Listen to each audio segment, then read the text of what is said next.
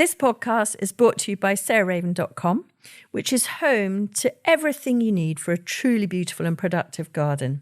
You'll also find great and essential gardening kit and stylish, lovely things to have in your house to bring the outside indoors, all inspired by the garden and the house being tied together. There's also plenty of garden inspiration, how-to videos and specialist growing guides. So head over to sarahraven.com today to discover even more.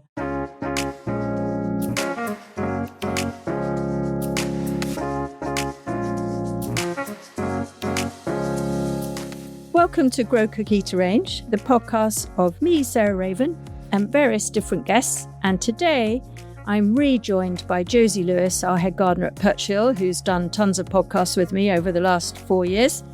Welcome, Josie. Thank you very much. Nice to be back again. So we thought, as we get to sort of the end of autumn and the end of the gardening year, really, we would have a little bit of a look back at the thing that's been most traumatic for us this season, which has been a massive incursion of deer. And we have both fallow and roe deer in East Sussex. And we just wanted to talk about what damage they've done here and then what we have done about it, what succeeded and what less so. So I'm just going to tell you a little story to start us off. We've been away quite a lot this summer, and with us go our dogs, not surprisingly. So Curly and Dusty come with us, and they are yap factories. They are barkaholics, and particularly at deer outside the window. So when we go away, the siren to chase away the deer goes away with us. And that is one part of the story. But the second part of the story is, I think, to do with the drought. And basically, we all know it was the driest spring for decades. And it went on, certainly in this part of the world and various other parts of Britain, to be a very dry summer. And only as it came into September did we get deluges of rain. Now, what goes with drought obviously doesn't go with grass growing in fields. And so what happened is that deer decided, with quite little grass in the fields, that there was the most delicious, lush-looking, wonderful pastures of floweriness and leafiness and tastiness in the garden. And so for the first time since we've lived here, which is coming up for 32 years, I looked out of my bedroom window at 5 o'clock in the afternoon. I think it was in July, it might have been June, and we'd been away for 10 days before, and literally below my bedroom window, bang in the middle of the garden, was not just one, not just two, but 7 deer. 7 quite handsome fallow deer, and there was including rather a handsome white, not apparently called a white hart because not pure white, but a white deer with full-on antlers. So there they were, and I couldn't believe my eyes. I thought I was hallucinating. Anyway, I opened the window and shouted, and over all the borders and the shrubs and whatever, they hopped, and they hopped over the fence as if it literally didn't exist, as if it was 2 inches high. So bang goes the idea that our garden is deer-proof. It certainly is not. So no. To bring in Josie here, she had the brilliant idea. Number one remedy was to get some party bunting that we'd made for Adam, my husband's 60th birthday, and string that all the way around the garden. So why don't you take over from here, Josie, and sort of explain what worked and what didn't work. And then also we can talk about what they seem to have a particular passion for in our garden. Yeah, so, I became a bit of a deer nerd, looking up things that'll put them off from entering the garden, and they just don't like change. So putting up the flapping bunting was our first port of call, because we came in after a weekend and the garden was stripped. So we had to do something quite quickly. So the bunting went up, and, that possibly did put them off for a little while, but they soon get used to it and they started coming in again. So we moved on from bunting. We're all scouring the internet at this point to see what people recommend. I mean, there's so many recommendations out there saying this worked and that worked, and equally there's that number of people saying no, this doesn't work, that doesn't work. So a spray was recommended to us, which you spray around the perimeter of your garden or your property. We tried that. We were expecting some foul-smelling mixture to turn up. We bought it online, and it was, as I say, recommended. And it didn't have a smell to us at all, really. I think it was based on sheep's fat. That seemed to be the main ingredient. We just put it in a backpack sprayer and sprayed it around the perimeter of the garden. I mean, it did leave white. It looked like a bit like it had snowed, didn't it, on some of the fences? I think you can spray plants, but we didn't spray the plants because I think that would have hung around for quite a while and not looked very nice, to be honest. Yeah, it made them look like they had very bad mildew, didn't it? Yes, exactly. Yeah, and there was enough of that going on this summer anyway, without us adding to it. Yeah, so that seemed to, I think that did work. It did seem to work. And as well as that, we bought some ultrasound, some solar-powered ultrasound emitters. The sound waves, they're motion activated. The sound they give out, we can't hear as humans. But having said that, walking around the garden with some younger members of the team, they were going, what is that noise? Terrible noise, I know. And me being a lot older than them, I couldn't hear it. So as we get older, we can't hear those levels of sound. So we have to turn it off when the younger members are around. But for us oldies, it's fine. I can't hear a thing. But you change the sound on it every so often and the frequency, so the deers don't get used to it again. So it's all the time. It's changing what you're doing. But we also leave wheelbarrows on the paths. Yes, I live in Fort Knox. Everyone, it's just telling you. You literally you go from one garden to the next, and you have to make your way through a barrage of silver birch branches, across the path, along the path, barrows, tub trucks. And I sort of, initially I was like, God, it's really weird. The gardens are normally so tidy. But it's like, right. Everybody's left the barrows and their tools out all over the garden. Yes. But that was to keep the deer away. Yeah, you keep them on their toes, basically, because they just don't like any of that, the change. All those things seem to have worked to an extent. Some days we'll come in and they'll have, like a couple of weeks ago, they'll have gone through the vegetable garden again and, eaten random things like radicchio and left other things. Early on, it was the beans, wasn't it? Yeah, and peas. Yes. So that's what we've employed mostly. And it's a barrage of things put together that seem to have deterred them. Yeah. So I've written about it on Scribehound in September, and it was interesting because a few people have written back bits of advice, and that's what's really, really good about all these things like Scribehound, Substack, whatever, and social media, Instagram. It's one of the very good things about it is that you can all get your heads together and share information. And one reader said that they'd had a really good result with one of those remote control mowers, those solar powered. Brilliant. And I guess, again, for the same reason as you're saying about the deer, which is they don't like change. So it's moving around all the time. And I suppose that's quite alarming to a deer. But of course, in this garden here, we don't have a lawn, really. I mean, we have one lawn, but they're actually coming in from the drive. So, I mean, that wouldn't work for us, unfortunately. But if you have a more standard garden, that would be something, although they're jolly expensive, those bits of kit, aren't they? Yes, they are. Yeah, I mean, it's much cheaper to buy repellents. I mean, there's lots of repellents on the market. But the thing is, people say they don't work, but usually because you have to be so diligent, you have to reapply them every week. Yeah. The one that we used was once a month, say, which was a lot better. But, it is an expensive product. But the more easily to obtain repellents, you've got to keep adding them. They wear off after a week, so you can't expect a miracle by using it just once. the other thing we had recommended to us, didn't we, was the motion activated water sprayer. So whenever it sees something going past, it'll set off a squirt of water. But quite difficult to do in our garden. I don't know how quite we'd set it up. No, too many points where they're coming in, isn't it? Yeah. I mean, the other thing that people have said to me is to go to a male barber because they're less likely to have had their hair washed before they have it cut. Right.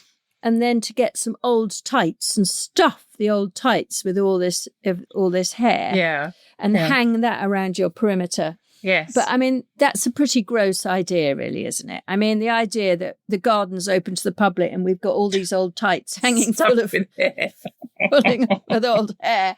I think that was a step too far. I think. Yeah. So the other barrier obviously is high fencing, but because, like you say, they just pop over a fence. You need to go higher than 2 meters, ideally up to 8 feet, and it's just like a prison wall, really. The other thing about them is if you're putting up fencing, if it's see-through fencing like stock netting, they're fine with that because they can see what's the other side. But if it's a solid fence like a wooden fence and they can't see what they're jumping into, then they don't like that so much. But again, it would have to be a high fence with something above it. So yeah, it's creating that really enclosed feel again. I mean, for here, we sort of vaguely thought about that. But once you've added in a cattle grid at the entrance and then one of these whacking great fences, even though it wouldn't be near the house, it would be around the perimeter. So like down the edge of the car park and enclosing the polytunnels, because we had terrible damage around the polytunnels in the cold frames, but it was just prohibitively expensive. It just, the idea of doing that. And particularly because potentially this is a coming together of two things. One is a trend of the populations of deer, which are basically pretty uncontrolled in certainly this part of the world. And so they've just gone up and up and up and up and up since we moved here. But when that comes together, so high populations with the drought and so the lack of forage and grass for the deer, then it's those two things that have made it so bad. But, if we have a wet spring next year, hopefully it won't recur. So to invest in fencing seems a bit radical, really. Yes, it does. And you're just mentioning the numbers. They have no predators now, so their numbers are growing hugely. Fallow deer particularly, aren't they, around here? And they're upsetting the balance of nature, basically, because the environment isn't prepared for that number of deer grazing. So, we have to do things really to reduce their numbers. I know cars are probably their biggest predator now, aren't they? Yes, it's so true. I mean, terrible accidents happen. So dangerous on the roads. Absolutely. Yeah, it's quite a problem. Countrywide, it's not just here, is it? No, and it is difficult. I mean, I absolutely love a large mammal. I was brought up with horses, and I love horses, I love cows, and I love deer. So the idea of doing anything radical is not something that comes naturally to me. But I mean, the other thing, and we're absolutely not going to start moving into politics here, but the other thing that is unfortunately true is that we have definitely noticed that some of our cattle are seemingly being infected, not by badgers, but by deer with TB, with bovine TB. And apparently that is now proven that the high population of deer there is a cross-transfer of disease from one species to the other. So, I mean, that's another big thing in this part of the world because we live in quite poor land that would never be usable for arable. And so what a lot of people do in this part of the world is beef cattle and deer. If there's a high proportion of infective deer in this part of the world, that is not a happy marriage. That is not going to be a constructive relationship. So all these things are complicated, aren't they? And very difficult to know what best to do. Yes, there is no simple answer, is there? Yeah. So should we move on, if you haven't got any other methods. Oh, I know. There was one other that I remember you saying to me is you were told that it was really important to have water outside the garden because often in a drought, the deer are actually coming into ponds in a garden. And we have a water feature here. But we actually have, because we have cattle, we actually have water troughs all around the farm. So we know they're not coming in for water because there's a plentiful supply of water. But that would be another thing to bear in mind. If you have a pond and you've got deer coming in, maybe put some, literally buckets of water out every night. And that might have one thing less to tempt them in, I suppose. Yes, yeah, true. So what are the main things that we've noticed that they absolutely love? Well, they didn't leave us with much after their first foray, did they? They did not. So people say plant, roses and holly and things. They absolutely love roses. We used to have holly, didn't we, in the car park? They would strip that down to the bare stem. Extraordinary. Yeah. So the spiky foliage, yeah, they love it. I think the thing that we noticed most was the phlox. So phlox, both drummondii and paniculata. So that's both the annual and the perennial forms. So, they're not incredibly close relatives. I mean, they're in the same family, but yeah, that was extraordinary coincidence. Yes, they just took them down to the ground, didn't they, the phlox? Let's say the roses, we didn't deadhead a rose here all through June. There was not a single, one or two they missed somehow. There was no roses on site. They'd just taken them down, which in the end, I'm trying to think of the positives here. We had a really dry season. The roses were taken down really hard. And now, during September, they were looking amazing, weren't they? Yeah. A second flush, much, much better than you would normally expect. So we think that really hard cut in May time was great for a second flush in September. So if you're looking for really good roses for a September wedding, cut them hard. Cut them really hard in May. Yeah. Get the deer You learn in. by bad experiences. Yeah, exactly. And the other thing I definitely noticed just outside the farmhouse here was that they loved the pale pink seemed to go first. And then they might go for the darker colours. But things like Cinco de Mayo and hot chocolate, which were deep saturated colours, they didn't seem to like as much. It was, I don't know, just sort of classic ones like Queen of Sweden, which is a really soft pink. Yeah, Aphrodite and Princess Alexandra and all those. Yeah. All gone. Yeah, that's true, actually. I hadn't connected that. But perhaps they do have a preference. What else did they eat? Just about everything they browsed on, things that you wouldn't even think. The apple trees were taken back. Really, they've got a nice new one in front of the farmhouse here. That was taken back to a single stem, wasn't it? Yes. Interestingly, they didn't take the chard, which, the cut and come again salads. In a way, it wouldn't matter too much if they had a good munch on those. No. But they didn't go for those. They went for the peas, the broad beans, the whole lot pulled out by the roots, just the whole bed, just stripped completely bare. They didn't eat the tomatoes or the potatoes, but I guess they know they're solanums, and so they must be poisonous to deer as well as humans. Possibly. So I thought that was quite interesting. But they love nasturtiums, and as you say, they love the chicory. They like kale, particularly Cavallonero rather than the bigger Redbor kale, the red crinkly kale. They like the softer textured Black Russian Cavallonero. I mean, it is interesting. They did get to a maraudy stage, but when, most of the time they were quite choosy in a way, in that they would go and do the same plant again and again just as soon as it grew back. Yes, yeah.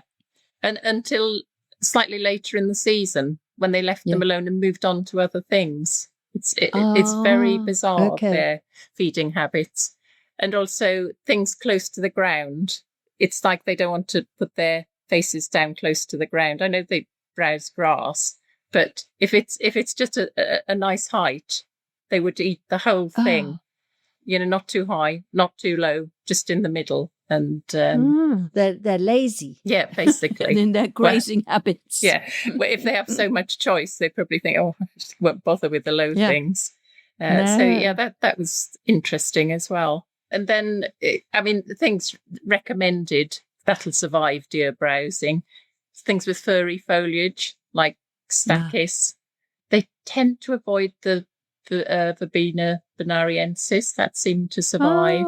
It's quite fibrous, isn't it? Yes. Sometimes I trip over it because it gets around my ankles. Yeah, exactly. It's a real razor wire, isn't it? Yeah, it is. We did worry, didn't we, early on about all our dahlias? Yes. Because all our trial dahlias. And they had a bit of a browse, but I wouldn't say dahlias was their favourite, thank heavens. No, they seemed to go to them before the flowers, but once they were in flower, they weren't interested. Yes, yeah. And salvias, they don't, because obviously our roses are underplanted with salvias. Yeah. And they were completely left ungrazed as far as I could see. Yeah, and then things in that vein, like lavender, usually aromatics. usually tends to be fine. They don't like box. That's that's one thing that doesn't prey on box. And things with slightly toxic foliage, like hellebores, they leave alone. Okay. And euphorbias, so they'll leave that alone. They're so brainy. It's like, it's extraordinary that they know instinctively what's good and what's bad for them. Yeah. And digitalis, of course, I think it has the same effect on a deer heart as a human heart. Yes. So the foxgloves are very toxic to them, and they never eat the foxgloves, as you see in woods, of course, which is one of the reasons that, you get those great drifts of the wild pink foxglove. Oh, gosh, it's so interesting. Yeah. Well, I'm beginning to take my hat off to deer rather more than previously. Yes, if we can, through gritted teeth. Yeah. Yeah, quite. So, we don't know what's going to happen next year. We'll just have to go with nature, see what happens. Yeah. Well, if any of you've got more tips, do get in touch with us. But I think we've tried pretty much everything apart from the ultimate radical treatment, which is being discussed. So, there we are. But you certainly can't have a garden that is precious to you or is open to the public if deer are very regular visitors. And, they've always been here a little bit. You sometimes would find some deer droppings on the lawn and some down the drive. And when I wake up in the morning, often I'll see them out in the field browsing under the tree line on the furthest field off to the south. But never, ever before have they come right into the fenced area of the garden. So times are a-changing. Yes, they are. And we haven't mentioned the new orchard, have we? Oh, no. The extremes we've had to go to try and establish a new orchard. So we've had to put massive guards up around the apple trees. Well, it's a mix of trees, isn't it? Mixed orchard. But the tree guards are quite something. Commonly known as the giraffe guards. It looks like London Zoo, is all we're saying. Yes. They'll come into their own. They will. They almost are. They're becoming sort of architectural in their presence somehow, but they are vast. Yes. They're very tall and very substantial, made from local chestnut. Great, Josie. Thank you. Well, I hope that was interesting to everyone. It was good for us to have a recap. And as we go into the winter, we're going to have to seriously consider what we're going to do next, because having a repeat of it next year will be rather lowering, I would say. Quite. Thanks so much for listening to Grow Cookie to Range with me, Sarah Raven, and Josie Lewis. Next week, Arthur is going to take over, and he's going to interview an amazing woman, Brina Estrada, about her fantastic book on pansies. She's from Three Brothers Bloom, and Arthur, as you will have heard, is a big, massive fan of pansies and violas because he uses them a lot for pressing. So join them then.